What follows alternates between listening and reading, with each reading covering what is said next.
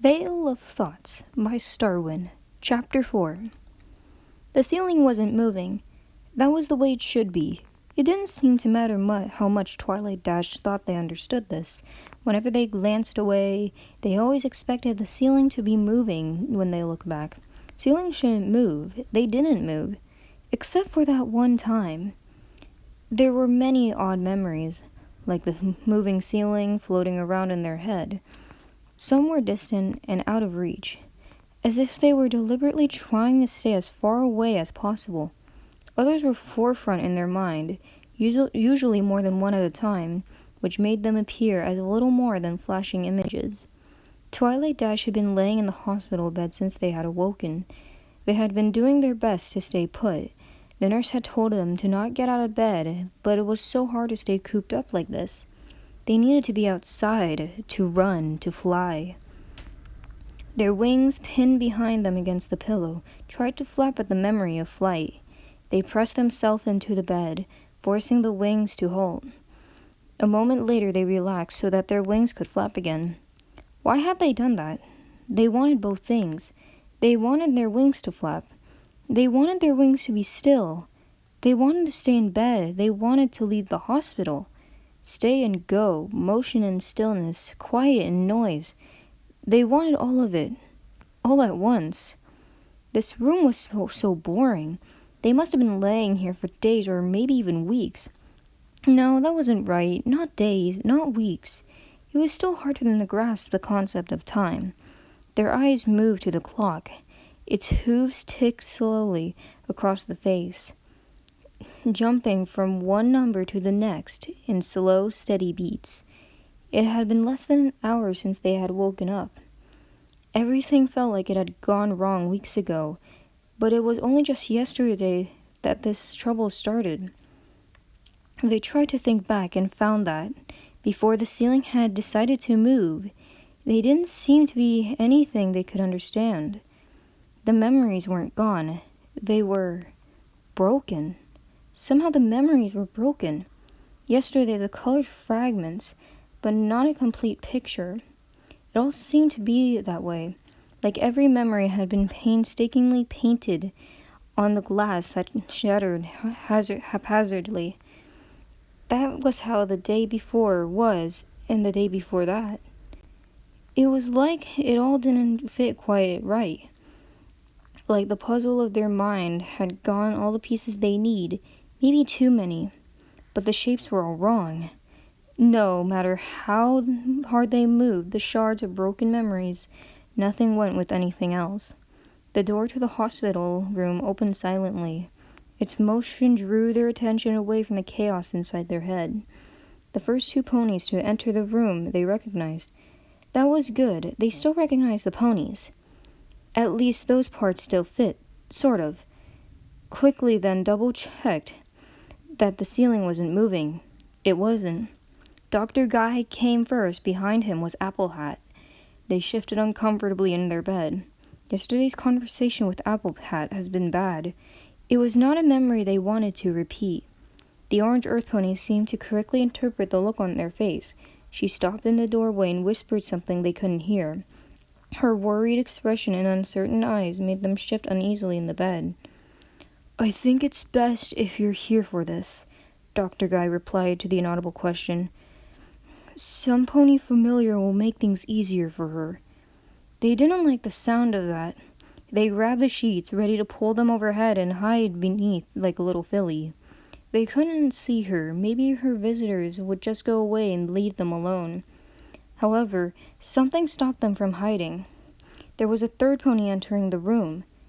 If it could even be called a pony. She was something completely new, something very different at the same time, so familiar. They knew this pony. If that's what she was, knew her that their heart instead of their thoughts. Unfortunately, their heart was not kind enough to provide a name. "Good morning," said Dr. Guy. "How are you feeling today?" Twilight Dash shrugged. No idea," they replied, correcting themselves. "Body not hurt, but mind is blind. They struggled for the right words. They weren't perfect, but they worked. The tiniest frowns flickered across Dr. Guy's face. "I see," said Dr. Guy. "Are you up for a visitor today?" Their mismatched eyes moved towards Apple Hat, who smiled sadly at them before she looked away. "No, not her. She is just here to give you moral support." Their eyes traveled across the room, over the doctor, past the door, and finally to the tall white pony standing in the back. "Do you recognize her?" Dr. Guy asked. There was a very kind yet sorrowful look upon the tall pony's face. Her eyes were the lightest touch of purple, and her flowing mane was pastel pink, blue, and green. It danced in an invisible wind. She wore a golden crown that shone like in the morning sun. All that seemed perfectly normal to Twilight Dash.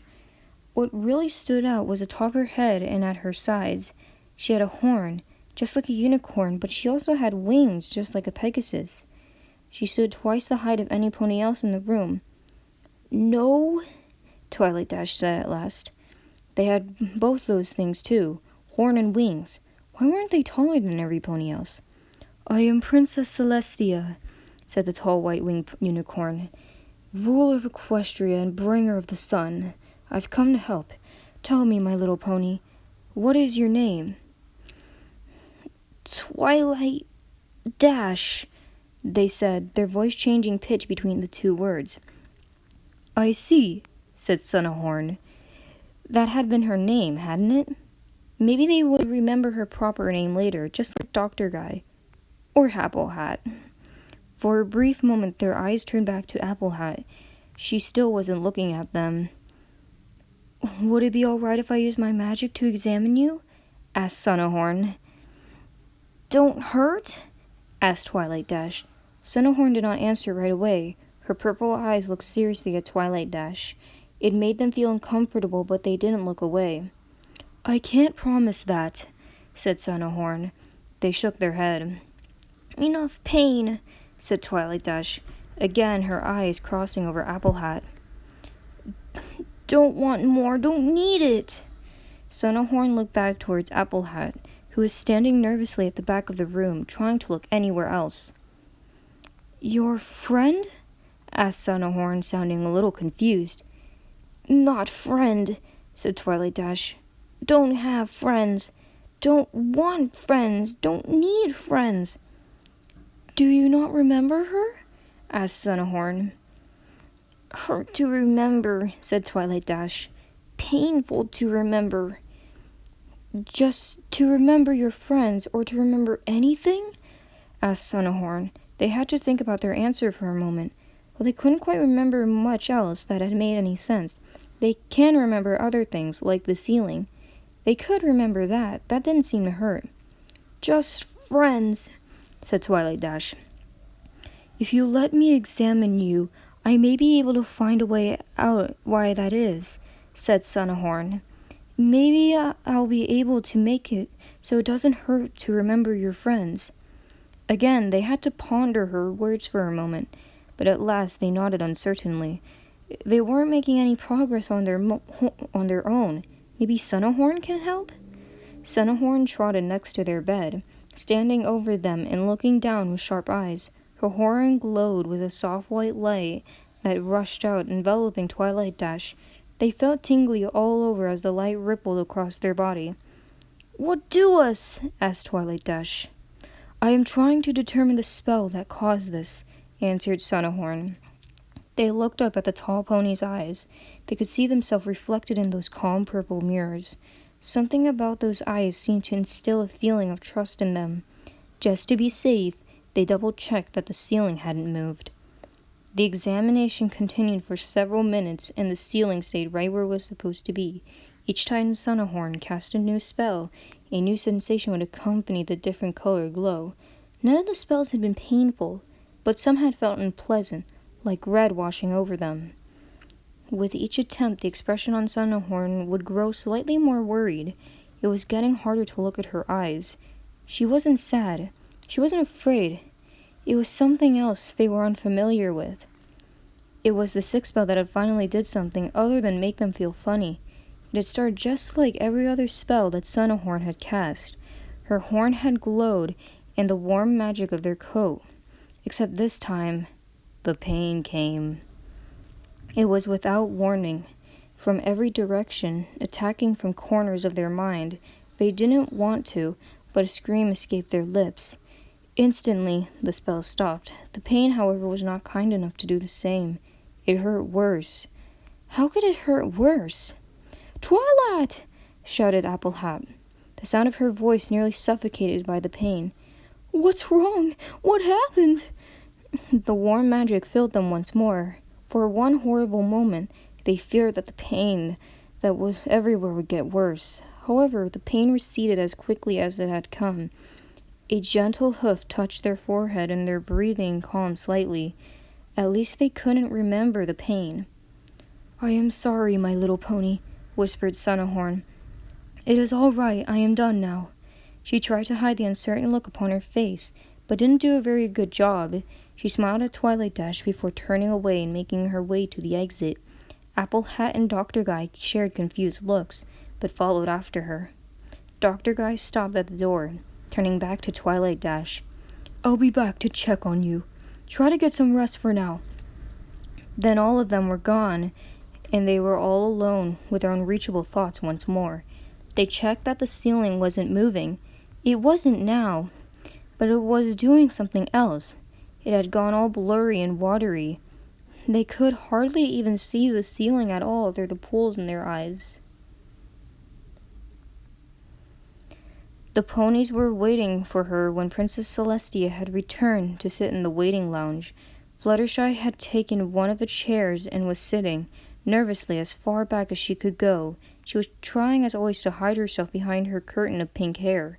Rarity was pacing in a circle around the large, low table that made up the center of the room, and Pinkie Pie was hanging party decorations in anticipation of the news of miraculous recovery. Applejack's weak attempt at a smile said it all. "It is as I feared," said Celestia, drawing all attention in the room. "Twilight Sparkle has cast a very powerful, very dangerous spell on herself and Miss Rainbow Dash. What's worse is that the spell does not appear to have fully worked. Twilight Dash, as she is now calling herself, is two ponies inhabiting one body. Their body may have joined into a single form, but their mind is having trouble accepting that. Their thoughts and memories have been pressed together, unable to account for being two separate minds in one." "But you can fix her, right?" asked Pinkie Pie brightly. Her smile lasted only a moment as Celestia shook her head sadly. But, why not?" "Some things just can't be fixed, Sugar Cube," said Applejack.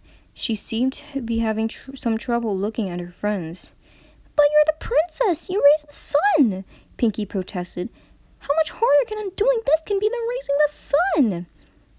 "Magic is not as simple to undo as performing the opposite effect," explained Celestia. As she talked, she moved towards the table in the center of the waiting room. "The spell Twilight Sparkle used is called fusion." Celestia stopped in front of the table. She looked at the bowl of fruit that had been set out that morning. Using her magic, Celestia levitated an orange and an apple from the bowl. "Fusion takes two different yet similar things and makes them into one." As she spoke, her horn glowed brightly. The apple and orange glowed too, moving closer and closer together. They touched and a flare of bright white light filled the room. When it subsided, only the apple appeared to be left.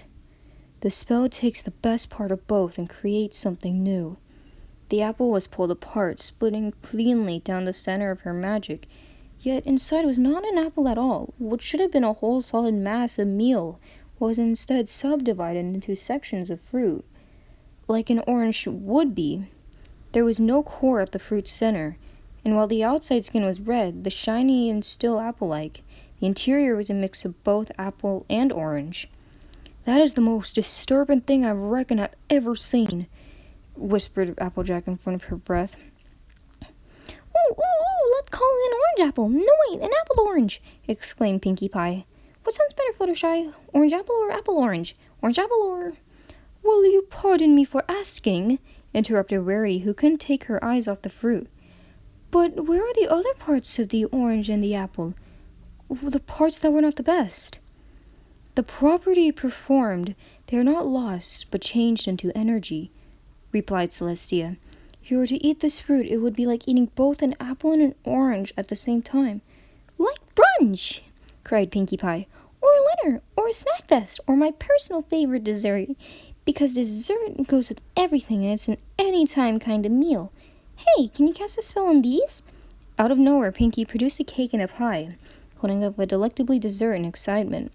Pinkie, hush, said Rarity. Celestia smiled. Her horn glowed again, and the pie and the cake became magically fused together. The pink pony nearly exploded with excitement as her newly formed tree appeared in her outstretched hooves. She took a huge bite of the cake pie. Oh my gosh, this is the most bestest, tastiest, piest cake I've ever tastiest, exclaimed Pinkie Pie. Like I said, the best of both. With neither part lost, Celestia continued. Everything that was there is still there. While fruits and baked goods work fine, the spell was never meant to be used on a pony. In the case of Twilight Sparkle and Miss Rainbow Dash, their bodies are very much one and the same now. Their minds are struggling to fit in a space for one. Only once have I ever seen this spell used on a pony. Celestia's face darkened at the memory. The last pony to use this spell on another pony was called Aurora Wind. She was a student of magic, much like Twilight Sparkle in some respects. She was fascinated with me. She admired my wings and horn to no end. She would ask me to tell her all I knew about the subject, every time ending at the same question. How could she get both? And each time my answer was the same. She could not. It seemed that was not the answer she wanted.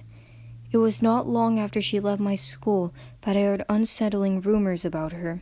She was using her magic on other ponies, trying to unlock the secrets of my power. I found her and tried to reason with her. My power comes from the sun. I look the way I do because I am a part of it, and it is part of me.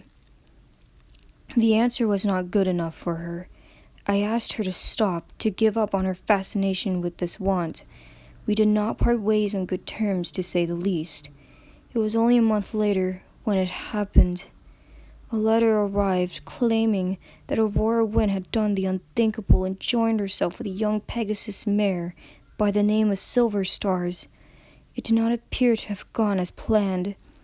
Not only had the spell decreased her magical prowess, but her mind began to unravel. Silver Stars was fighting back, no matter how much Aurora Wind tried to deny it. Their fusion was imperfect, not a true joining, for Aurora did not want to lose herself in the mind of another. The strain of the two minds constantly fighting back took its toll. I watched as they lost their grip on reality. Within a few days their body began to fail. Celestia paused in her account of past events. She looked very sad. Every pony in the room was listening with wide eyes, both desperately wanting to know what had happened and fearing the worst. Pinkie Pie stopped in the mid-bite of her cake pie. I used my power to put them right, to reverse what Aurora Wind had done to her misguided attempt for power. However, things, as Applejack had said, cannot always be put right. Celestia's horn glowed again, re-enveloping the orange apple. Once more there was a flash of light, and once more there were two fruits. Sort of. The orange had returned, yet the peel was missing and the juice ran down its sides, dripping onto the floor. The apple, if it could even be called that, had become a pile of little more than mush. It was like they had been mercilessly crushed. She placed the damaged fruit back on the table. They did not want to go back the way they once were. Silver Stars, while mostly whole, was never able to fly again. The rest of her life was tormented with whispering nightmares of her trauma. Aurora Wind was not as fortunate. Even when she was at her end, she struggled to hold on to her failed power and unrelenting desire. I fear that a mind once joined cannot be unjoined. It is no longer about picking out one pony's thoughts from another, but untangling individuals from a whole. I am not sure such thing can even be done properly. And you think the same thing will happen with Rainbow Dash and Twilight Sparkle? Asked Fluttershy. Celestia shook her head. I do not know what will happen. I like to think that I know my student. What a whirlwind became and what she did, I had never seen that in Twilight Sparkle. I looked into their mind. I saw beyond the veil of thoughts inside their head. It may have been too late to bring them back the moment Twilight cast that spell. But Twilight would never done something like what a whirlwind did. She isn't like that, said Pinkie, bouncing up and down, trying to will every pony to understand her. She would never do that to any pony, and especially not her friends. This has to be some kind of big accident. Unfortunately, this spell is no accident, said Celestia with a sad shake of her head. It is true that some magic can happen by mistake. Levitation, teleportation, or transformation can sometimes be cast without the user intending to perform any of those spells. However, the spell requires absolute concentration to work. The caster must pay attention to every detail or risk combining things the wrong way. No, for whatever the reason, Twilight Sparkle knew exactly what she was doing.